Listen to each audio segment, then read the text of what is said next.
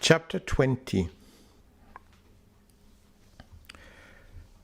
The miracle of the soul, i.e., the immortality of the existence. I would like in this chapter to insist even more about what you are for real. That includes so many things to understand. Lately, I asked to Ricky, who is she? And she told me, I am a being who wants to go to the knowledge, to the light. And I said, yes, it's true. And what else? And she said, that's all. I said, no, that's not all.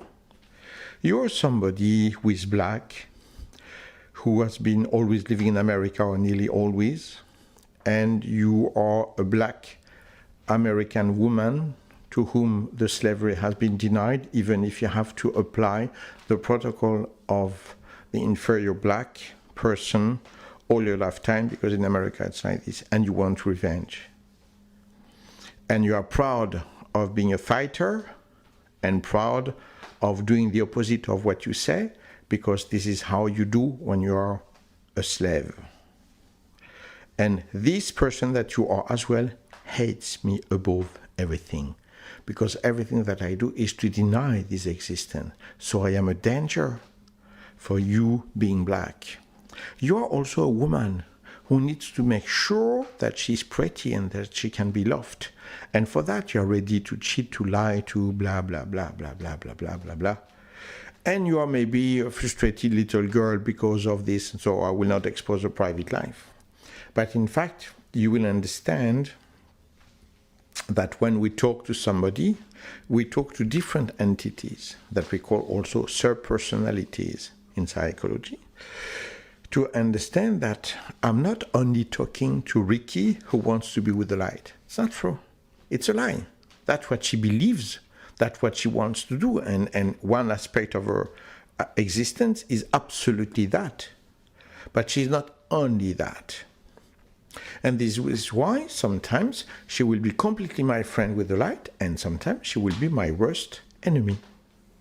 Because I am the worst enemy of some subpersonalities of her own existence. And the subpersonalities stay sub as long as the main personality is controlling the situation. But sometimes when we go into sex, into emotions, into national programming, then the subpersonality is the one who wants to be with the light. And the one who takes the control is another one that was sub, because it was not its time to appear. So, you can really, for those who are interested, I think it's the Tom 11 of the book of Master Omra Mikhaila Ivanov, and where you can find a lot of elements about this, to understand who you are, to understand what you really want to do.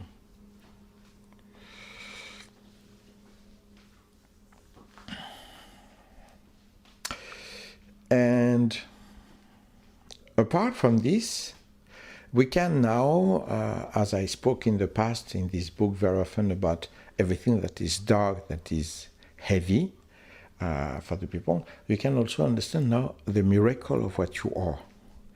And the more you understand the miracle of what you are, and the more you are able to have your main personality that will leave no space for your sub-personalities of frustration, of revenging, of sex, of everything you can imagine.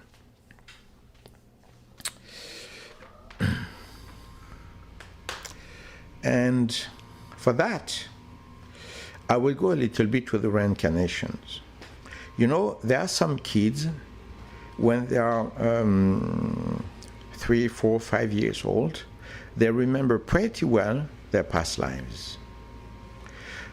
Let's imagine that there's a kid who remembers enough, but I'm not talking about, some weird feelings and so on. No, I'm talking about elements. I worked on a file of a kid of England who remembered the island in which he lived. That was also an English island, but island. He remembered the place, he remembered the beach, he remembered even the name of the dog, he remembered his family. And one day the family wanted to have, his present family wanted to see clearly the situation, and they went to the island and they discovered that everything that he described was absolutely true. If you are not an immortal soul, how would you explain this? There's a kid, when he's 1 year old, his parents are Buddhist, and they are in a session, and the kid, there's the Karmapa who is there, and it's very impressive, and the kid is not going to be afraid. He's going to walk straight to the Karmapa and is going to sit on his lap. And the Karmapa is going to say, I recognize you as, and he's talking about a special Buddhist monk, Lama. And you have to know, that you believe or not, that the Karmapa was supposed to recognize past lives. He's not the only one, but it's one who can do that. This kid is going to behave like a Tibetan Lama when he's 1 year old. When he's 2 years old, he's going to start to talk Tibetan, which is classified as being one of the most complicated languages of the world. When he's 4 years old, some Tibetans who are going to call, 3 years old, when he's 3 years old, some Tibetans that are going to call, they are explaining that they are unable to see if he's Tibetan or not. His Tibetan is perfect. How did he learn the Tibetan? On some books, on some stuff like this, he met no one. He's obsessed about being a Lama, and is begging to go to India to learn with a master there. And when he's 3 years old, he's talking so much to his parents that his parents are obliged to accept. And he will be classified as a monk or as a Lama when he's 3 years old. And he's going to be obsessed about prayers, about even with his parents when they wanted to eat. He said, oh no, we're not going to pray like this. We have to meditate, we have to pray. And every day he wanted to go to a temple. And when he was not going, he was crying a lot, and so on, and so on, and so on, and so on. So when you have cases like this, just 2 or 3. Come on, be honest. Just 2 or 3. You have a problem, an intellectual problem. If the reincarnations don't exist, how is it possible? I have myself a kid who came to my school of martial arts, knowing that the martial arts have been evolving a lot, like every discipline, every sport. And myself, when I started to practice karate, it was in 1966. Yes, I know I'm old, thank you. And I practiced with teachers who had learned in the past. So they had a very old karate. And I knew this very old karate because I started to learn with this old karate. That was old of 15 years, maybe, when I started to practice myself, receiving that from my teachers. And after that, I practiced a lot. I went to Japan, I learned a lot. So I have now a very modern karate. And there's a girl one day, she comes to my school, she's 7 years old, and her grandfather was there, told me that she has always been obsessed about karate. So okay, I teach her karate, and every time that I was showing a technique of today, she was doing a technique of 60, 70 years ago. And some techniques are a little bit the same, more or less. But some others are so different that you need to be an expert to know that it's the same technique with an evolution of 70 years. They are totally different. I was showing a technique of today, and even in these techniques that were very old, very different, she was showing a technique 70 years old. Then, because I'm logical, I inquired, I asked the grandfather, who is a teacher in martial art in the family, who does martial arts, and he said, no one. No one does martial arts in our family around, but she has always been obsessed about this, and she was always asking about this. And she learned with me an exercise that is called midare. That is a new exercise that didn't exist at all in the past. And it's the only exercise where she was completely rubbish. She took a lot of time to learn that. But all the others, she was highly talented.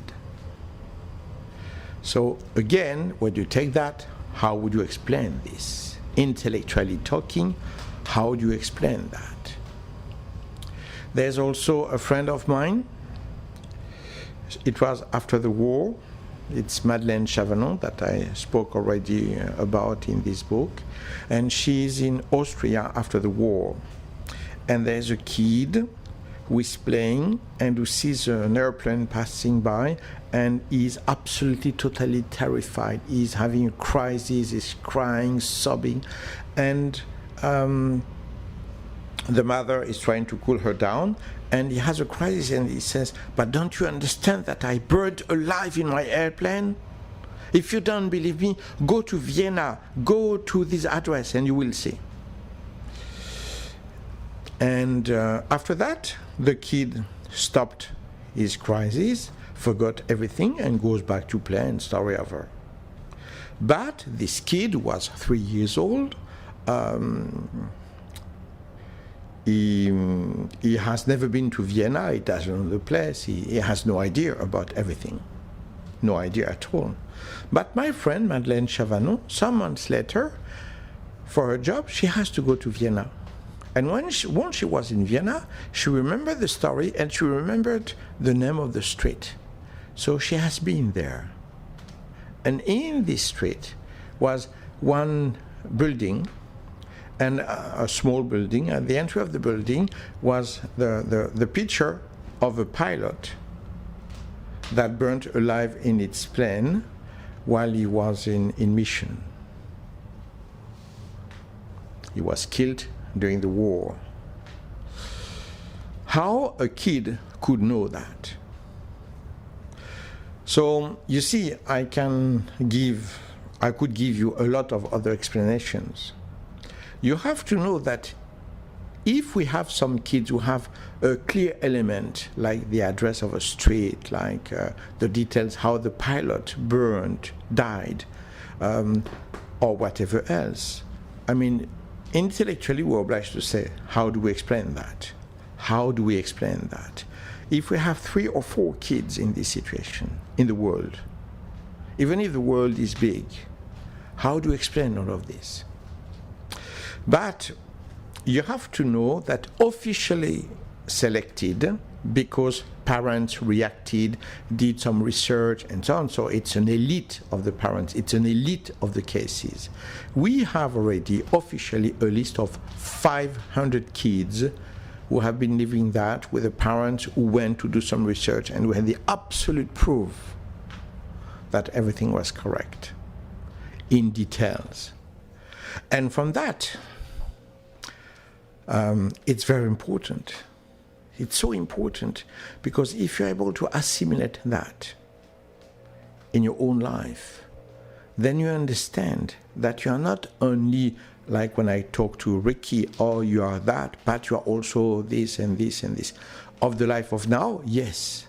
But if you understand who you are, the one who wants to go back to the truth, to the light, and to the origin of everything, then this awareness, I would say, this awareness to remember that is so important that it is pushing your other sub-personalities so much down that they will never have the possibility to go back at the surface.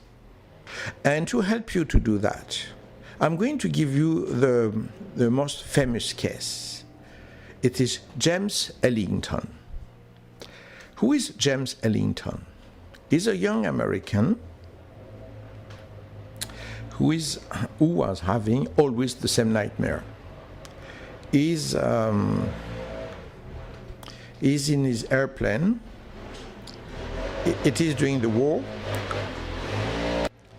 and his airplane is touched at the engine. So he cannot fly anymore. He's going to fall into the water, and now he's in the airplane, and the airplane is sinking, and he cannot open the cockpit, and he's going to die in the cockpit with the water invading everything. And it is a nightmare. And he's having this nightmare about 5-6 times a week. And every time he has the same reaction. He's fighting from everywhere, kicking, punching, to try to break everything to be able to leave the place where he's going to die with the airplane that is sinking. And of course, with the time, I will make the story short, but it's a long story. You can inquire if you check James Ellington on the internet. I'm sure that you will find a lot of stuff. And the parents are going to worry about this because it's becoming a big problem.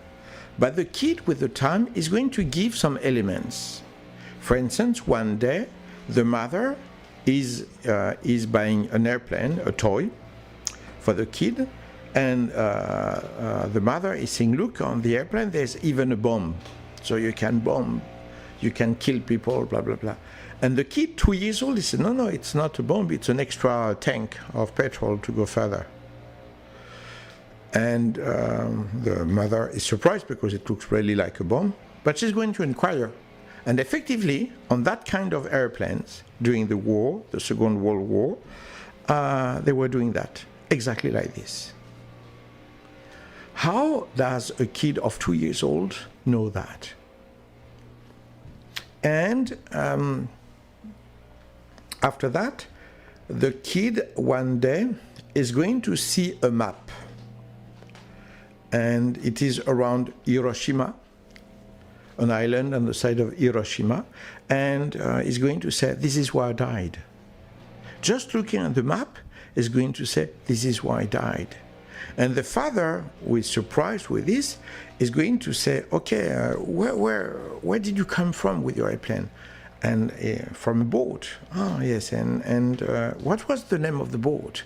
And the kid is going to give the name of the boat. And the father, after that, who wants to know more, is going to inquire about this story. And is going to discover that during the war, there was effectively a boat from the American army that was exactly there in this place where the kid said that he died. And after that, the father is going to ask more. And it's difficult because the kid sometimes remembers, but it's just like a crisis from time to time, like the little kid in Austria.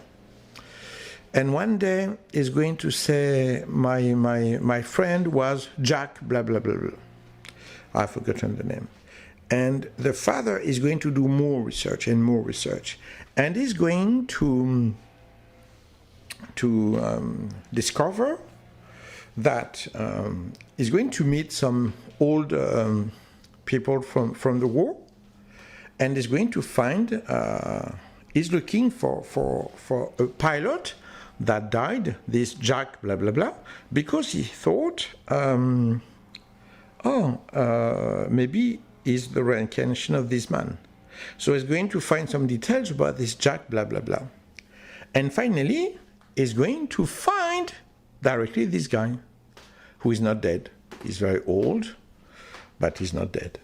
So the father says, so it's not him.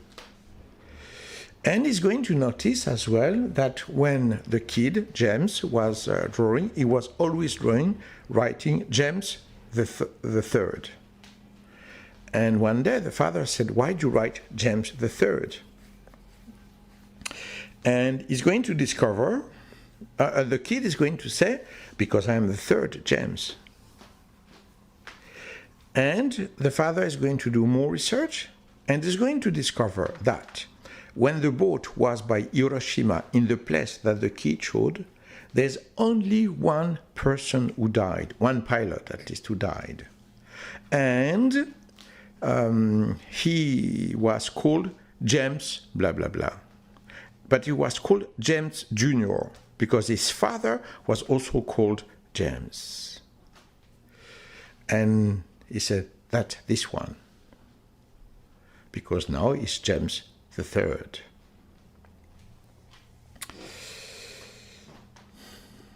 Already there, it's a little bit like embarrassing, you see.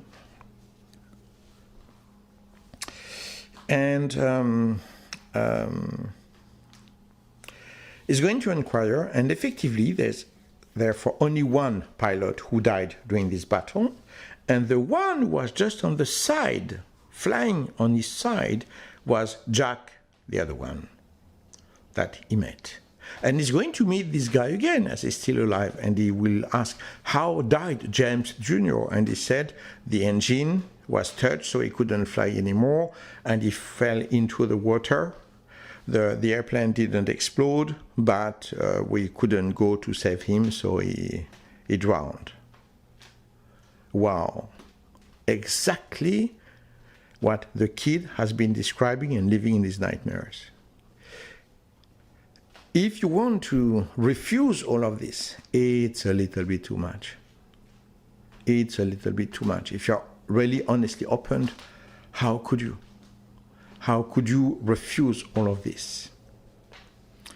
Or you have to be fanatic and to refuse the 500 kids and the long series of things like with this kid. But there is more. At one point, the kid is going to receive a G.I. Joe. And he's going to call his G.I. Joe. I've forgotten now. I will give you fake names like Brian. But because he's blonde, and blonde, I'm going to call him like this. And then the second one is going to receive another toy later on, and is going to call him this name because he has red hair. Then the last one, because he has dark hair, is going to call him like this. And one day, the father is saying, why do you call your G.I. Joes like this? And he said, because they welcomed me when I arrived in heaven.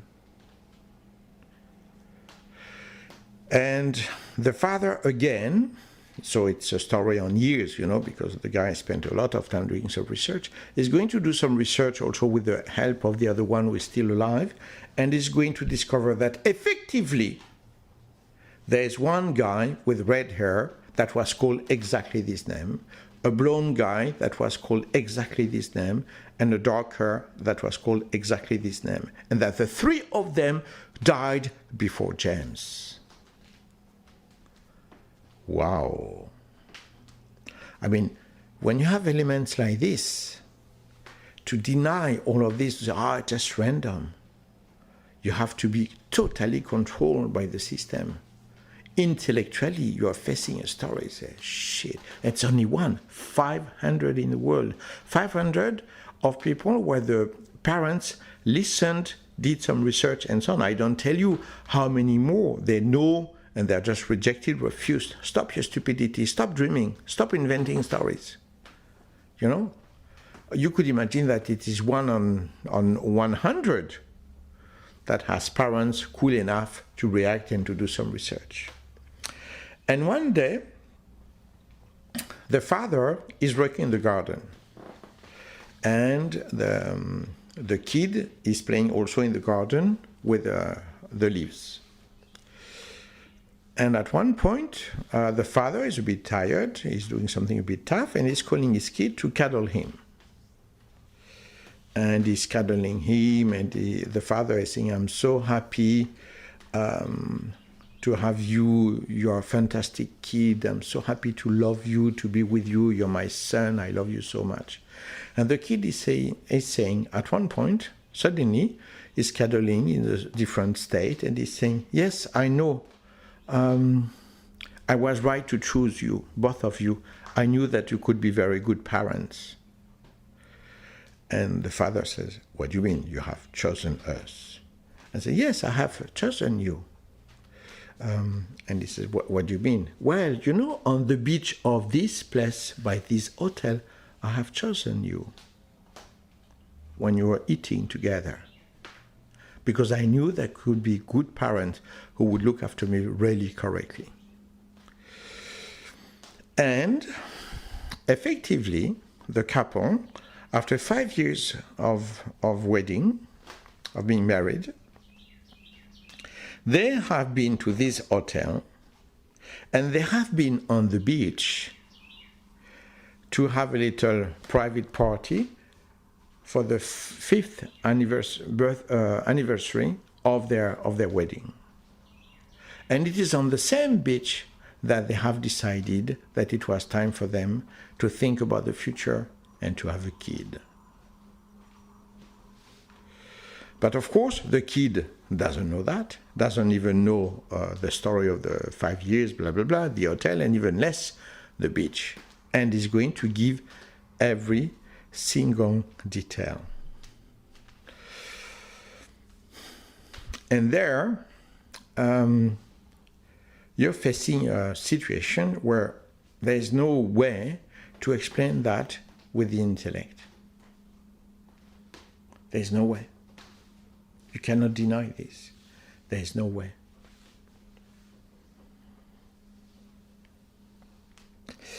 And through that, there's the proof of the reincarnation.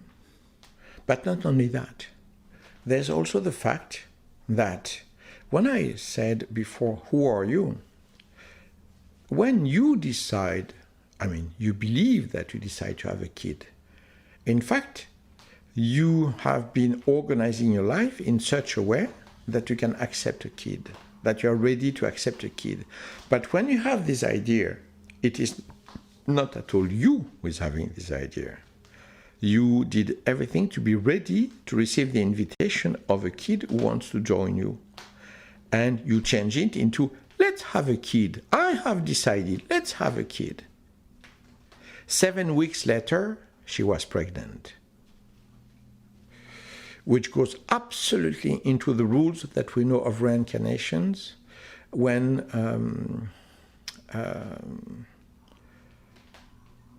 the first visit of a soul, I would say, before the incarnation, at least in the body of the mother, before being born and everything else. And that's also how, with the time, through different civilizations, we have been learning a lot of things about reincarnations. We know how it works because we had stories like this, and because in some other civilizations of the past, we knew and respected much more the past lives, the reincarnations.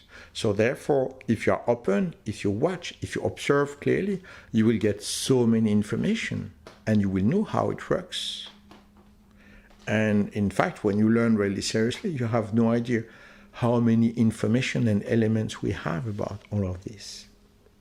But here, you have also the proof that when you decide to be born somewhere, it's because you have decided the place for one reason or another. I could tell you about my own attraction in a family. And as well, you have another thing that you mustn't forget, the G.I. Joes. Yes, it means that when you die, you meet the friends who are related to you because of what you have done, how you died, how the others died, how you lived, and so on. And there is testifying directly, when I died, my 3 friends were welcoming me in heaven, because it is absolutely like this, I can assure you. I can absolutely assure you. When you die, you meet your beloved ones. And everything has a meaning. everything has something. You're not just living because you have to drink, to eat, to pee, to shit. You are really an immortal soul. And there are miracles. And there are also miracles in your life that you don't see because you are blinded by the conditioning. And this is why your real identity of a being who wants to learn the light, the love, and the truth is drowning in the middle of the other sub-personalities, the super-ego, the national conditioning, the traumas, the fears. And at one point, your real identity of an ego that is thinking with the light disappears, so that other sub-personalities are becoming your egos, national programming, traumas, beliefs, terrors, limitations, everything you can imagine.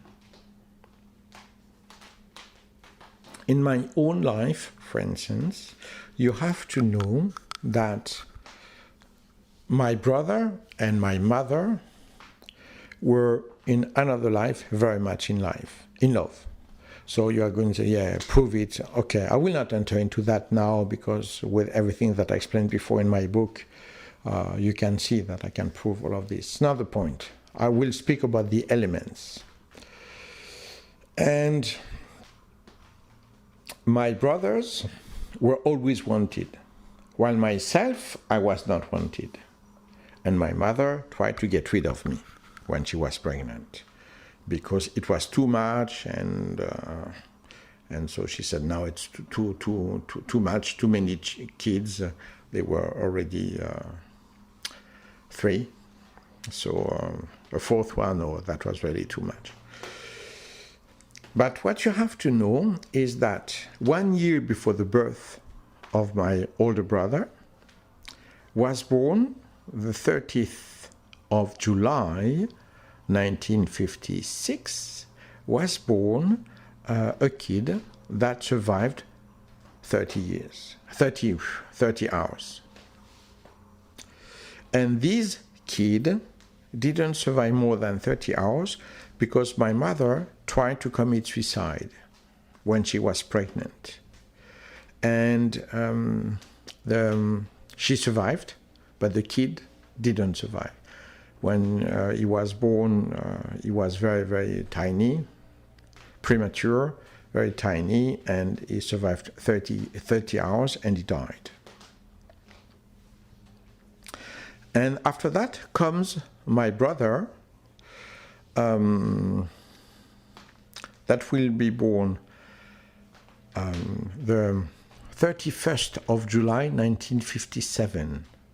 Exactly 1 year and 30 hours after the birth of the first one. And when you work on the astrological themes, you will discover that they have exactly the same theme, which technically is quite impossible, or nearly the same one. And as well, in my work, I discovered that working with fantastic people where I had a lot of information, that my brother did so many dark stuff in a past life with my mother that they were completely in love, but he couldn't go back to her. It was impossible because he couldn't be the last one to close the door. He didn't have this power to be the last kid. And for me, I absolutely remember that when I was somewhere else, he came to see me and he asked, could you come after me to close the door? Like this, I could exist with her. And as I didn't know where to get born, because there was nothing interesting, at least to arrive in this family broke a complete protocol of reincarnation, of karma, of a lot of violence and so on. And that's why I arrived 3 years later, and that I was not wanted. You have to know as well that my brother I mean, in my family, we all look more or less like my father. But my brother, the one who was born before me, is the absolute copy on every aspect of my mother. Apart that he's a man, but on a lot of aspects, when he got old, he was absolutely my mother. It was really impressive.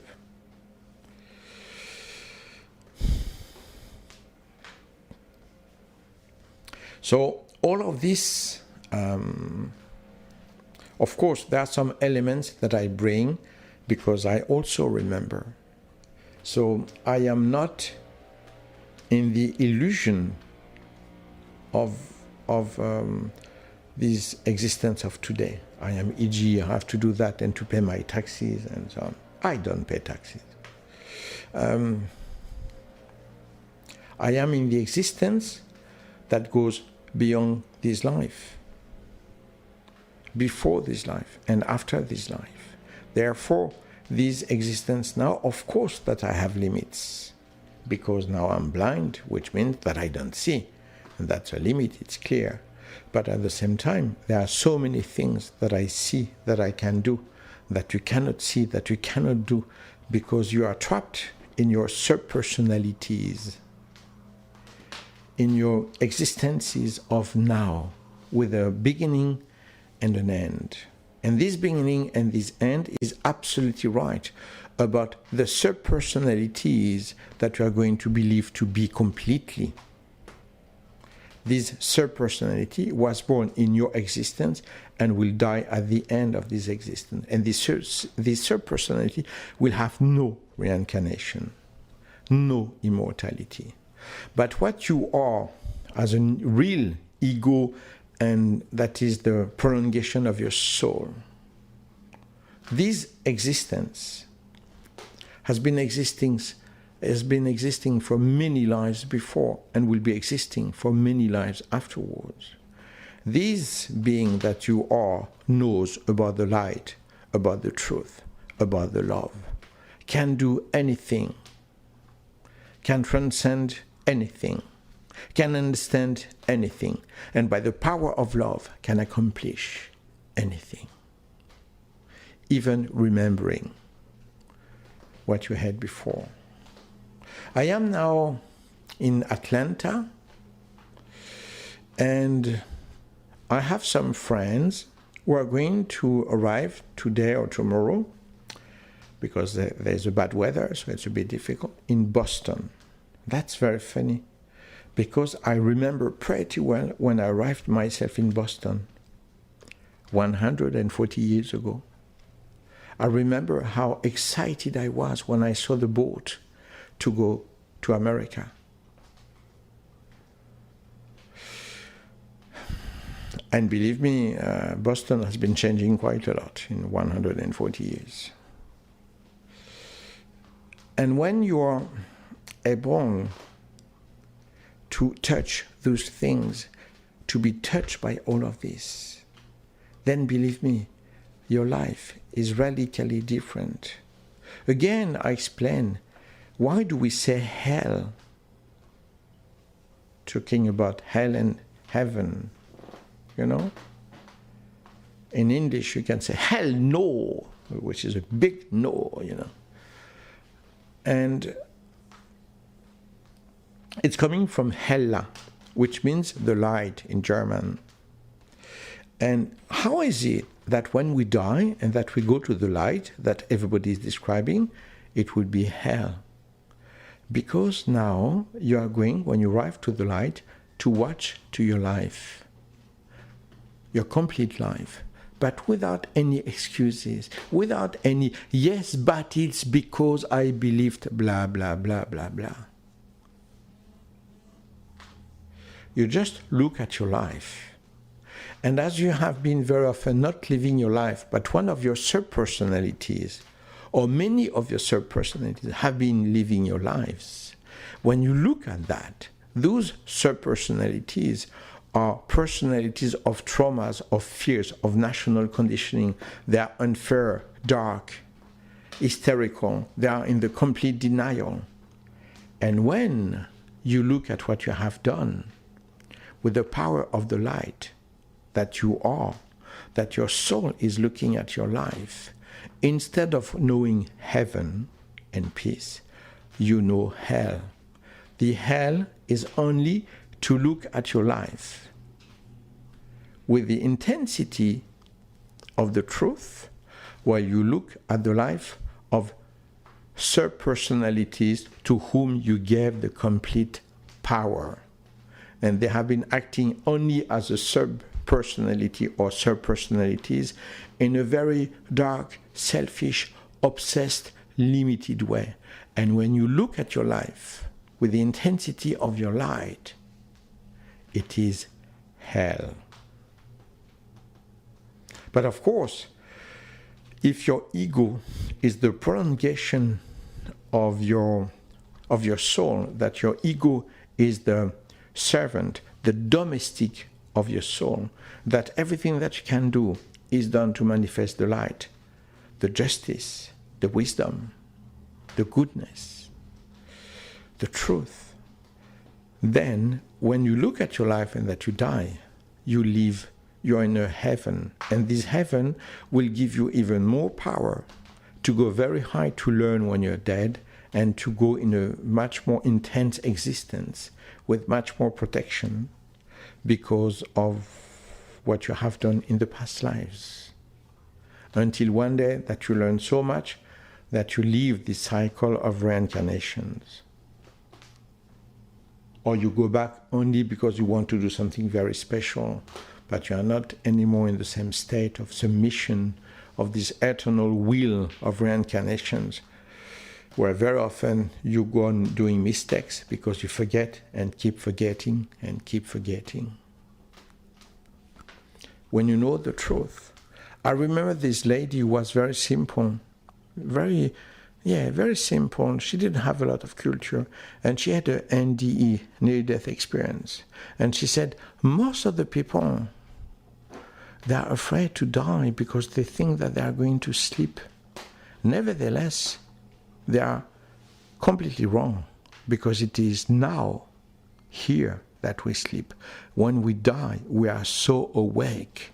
We know everything, and we look at everything with truth and intensity. Wow.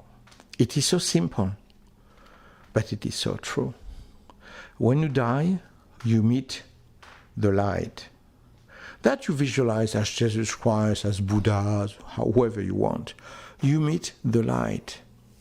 And this light, whatever the shape that you gave, is asking you, how did you love? And believe me, with this question, when your life was controlled by your sub-personalities, you're going to meet hell. Hela, the light, the truth about your life. It's not the light that is hell.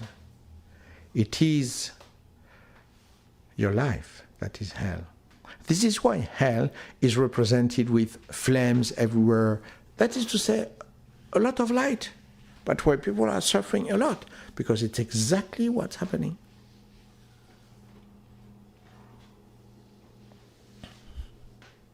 What is a sub-personality? If I have been suffering a lot about something, if I am traumatized because I am American, German, or tight-fisted because I'm German, and vicious because I am SS, or I don't know what else. I do that because I am Israeli now, and so on. That are the sub-personalities. That is to say, the personalities that are going to hide because they accumulate wrong information from traumas, from conditioning, and so on, and they will hide somewhere until one day, if they can take the control. They can take the control 1 hour and kill somebody or commit suicide. They can take the control some days.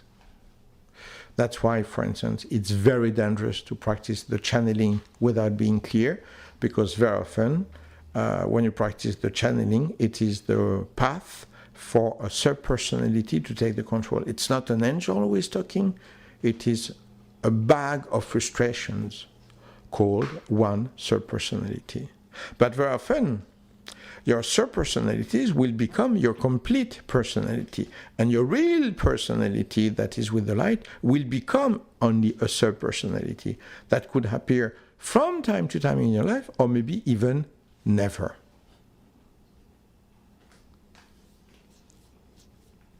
And you have to understand and to learn to make the difference between your personality, your real personality, that is in alignment, that is in peace with your in alignment with your soul, with your light, with your immortality. So your personality is the extension of your soul. And that's why a real personality is going to be influenced a bit by the surrounding, but mainly turned to the love, to the light. While a subpersonality is a creation produced by the society, produced by the traumas, produced by the fears, produced by the terror, produced by the sadness, by the obsessions, so many things, until you build a complete subpersonality that could be strong enough to take the control of your life, and it is your subpersonality that is becoming your complete personality that is taking the control, while your real personality of light becomes a subpersonality that most of the time will never appear. Your subpersonality of light will come back when you're about to die. There is a very good work in the different states that you cross when you're going to die, that were clearly analyzed by an expert. It doesn't matter now the name and so on, where you can see that you have this consciousness that is coming back when you are very old or when you're going to die.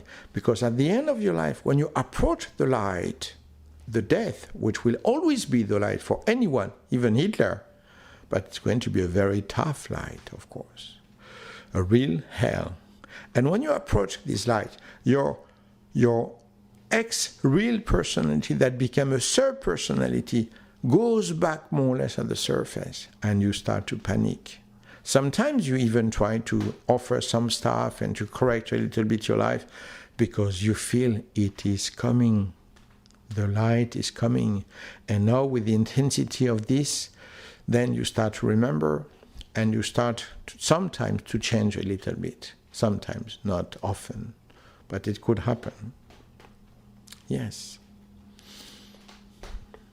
And you have to understand that you should respect what you are for real, your real personality, the extension of your soul, and not your sub-personalities that are personalities built on negative experiences of your existence of today in this existence. And these sub-personalities that you are becoming, because most of you don't exist as a personality. You exist as a sub-personality that took the control.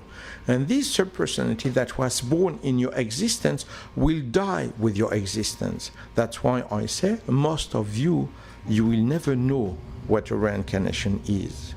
Because when you die, your sub-personality that took the control will die with you.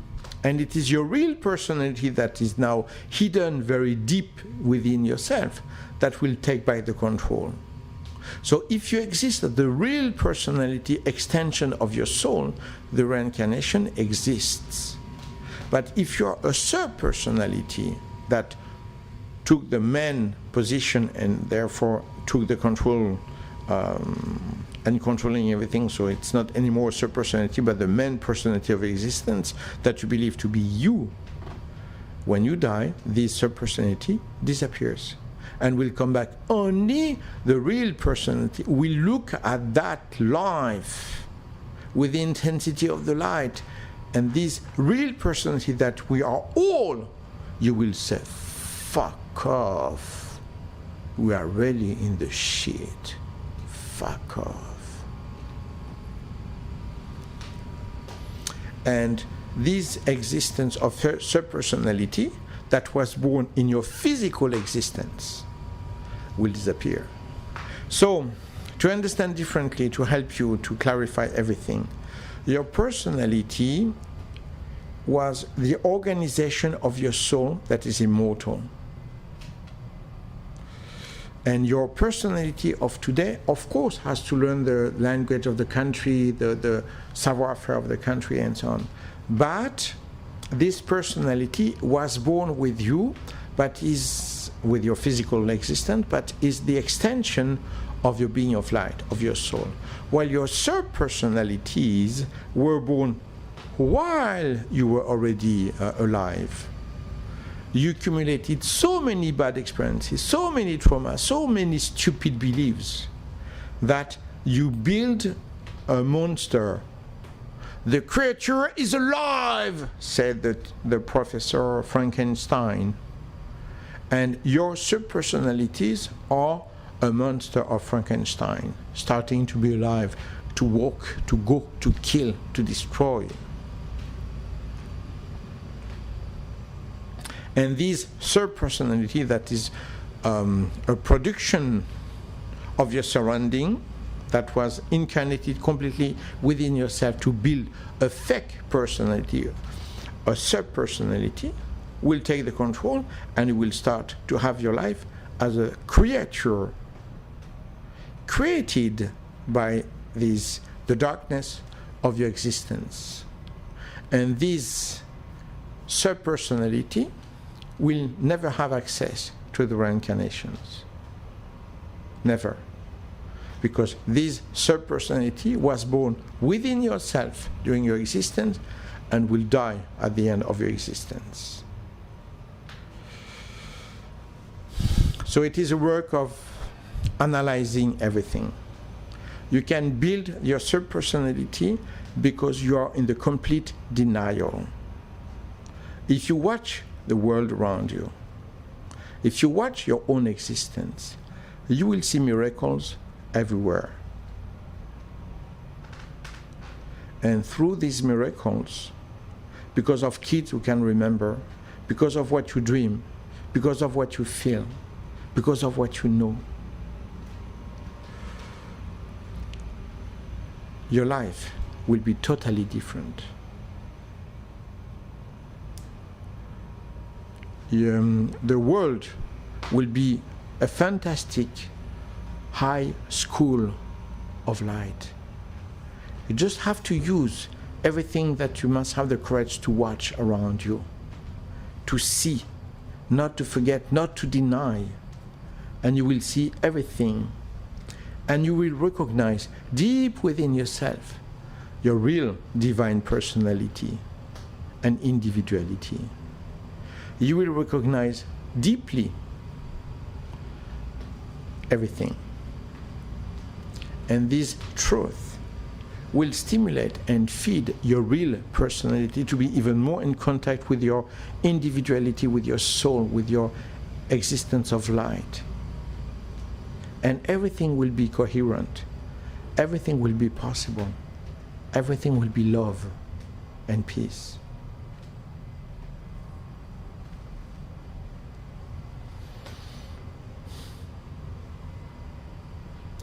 I hope that these little explanations about the essence of what you are might help you to transcend your existence of today and will allow you to put back your subpersonalities into a bag that you will close, where your subpersonality will not have the right to go out anymore, and they will die of starvation because you will not feed this dark process anymore. And through that, you will be more and more a personality that will be the total incarnation of your soul, of your light, and of your love. Thank you.